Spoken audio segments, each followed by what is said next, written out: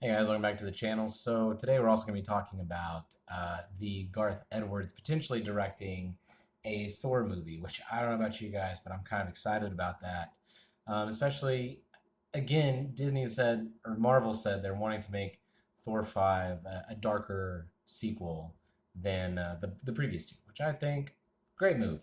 You guys should, because you kind of butchered it with, you guys kind of butchered it with, you know, Thor: Love and Thunder. And again, like I said, I think the first Thor is probably the best one. As well as, yeah, again, look, I'm in the minority here. I think Thor: The Dark World is a pretty good sequel. I think there are elements that could have been better, should have been better, but whatever. And then also, I feel strongly that Love and Thunder took really good story elements and they dropped the ball. And look, Taika Waititi, he said he took it for the paycheck. He took it for the money. As a father myself, I understand. I get it. I get wanting to, provide for your family. Totally get it. No fault there. But what I do hate is that you didn't really try to incorporate or try to change any of the any of the themes and the tones. Like you took what worked for Ragnarok and applied it times 12 to Love and Thunder. When you could have and you should have respectfully you should have toned it down. Should have toned down the jokes, had a couple of jokes sprinkled in, especially when you're using a character like Thor the God Butcher. Or Gore the God Butcher.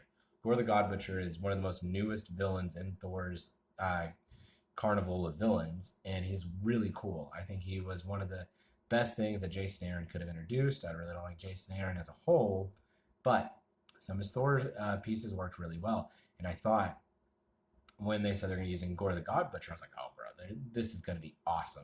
Please let it start off in Scandinavian countries, circa Viking era, and we're seeing, sort of more or less what the comics represent or present. With Thor going on this manhunt to find Gore the God Butcher, who has killed all the Native American gods, and he's gone through and everyone's like, oh, well, imagine if I saw this post on Instagram the other day. It kind of drove me nuts. And it said, imagine if Gore actually killed the kids from Asgard. Number one, they weren't all Asgardian kids, whatever, because the Asgard's a tourist attraction. But that would have that would have been dumb. It would have been real dumb. So I'm glad they didn't do it. But I think what they should have done instead was have Gore show up at the place where all the gods were, right? Have him show up there and just start annihilating all these different gods. Imagine if you see Gore just wiping the floor with all these different gods. That would have been awesome. That would have been pretty cool. Um, and it would have really given credence to his name, Gore the God Butcher. So I'm really excited to see what Garth Edwards is going to do. Gareth, am I saying his name wrong? Either way, I'm excited to see what he's going to do. A darker Thor tone will work because Thor the Dark World is kind of a Halloween movie. It's a light tone Halloween movie. You got the dark elves, you got these creepy masks. Thor loses his mommy. He loses his brother, allegedly, seemingly, And it's got darker tones, a lot of red, like kind of blood. Ugh.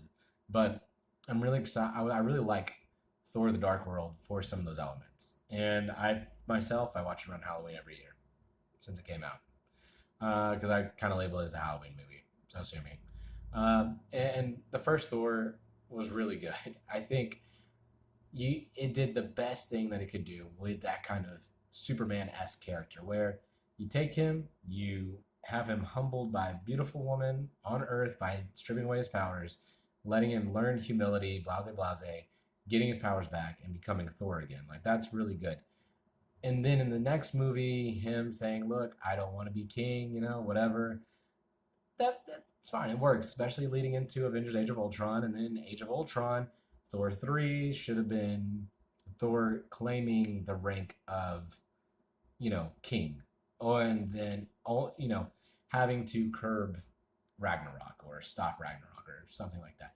But we didn't get that, so it's whatever. Now it's time to kind of course correct, have this fifth Thor installment be something where maybe he loses everything about halfway through, real dark, real depressing stuff, real serious stuff, and then by the end of the movie we bring it back together, and there is new Asgard, and there is Thor at the throne of Asgard, sitting like Conan, you know, like King Conan, like Arnold Schwarzenegger Conan at the end of the second one.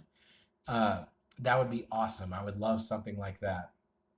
And I hope we do because I know Chris Hemsworth has stated that he's feeling kind of done with the role. You know, he's feeling a little bit tired of playing Thor. He wants to have his character have his swan song. And look, I think if you keep the guy on retainer and you offer him a good enough paycheck to come in and do cameos every once in a while, you'll be set, right?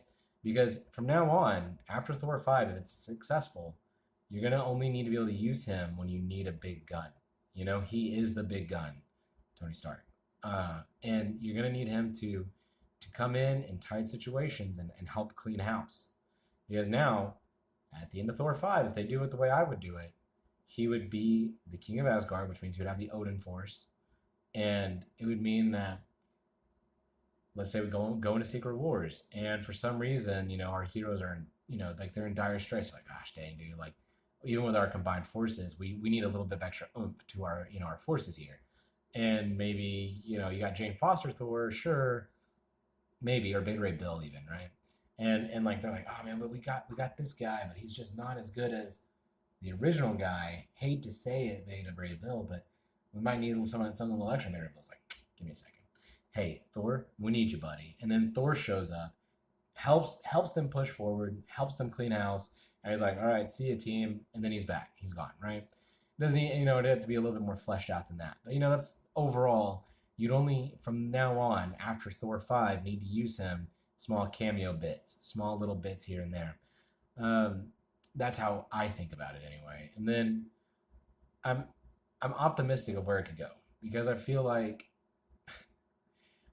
Thor is one of the most mismanaged characters in the MCU. I mean, let's see, the biggest hiccup that Iron Man had was Iron Man 3, but it's divisive. People still like it, and some people hate it. So it's just divisive in that way.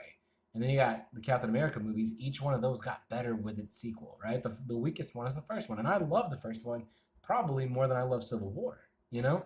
Civil War feels that's when things start to get bloated, I think, with like CGI and feeling where things start to feel a little bit more oh Disney-esque, a little bit more it, it had weight to it. Don't get me wrong. Like Civil War is fantastic, but it's got more. I hate to say like CGI stuff that makes me think the movie's not real. You know what I'm saying?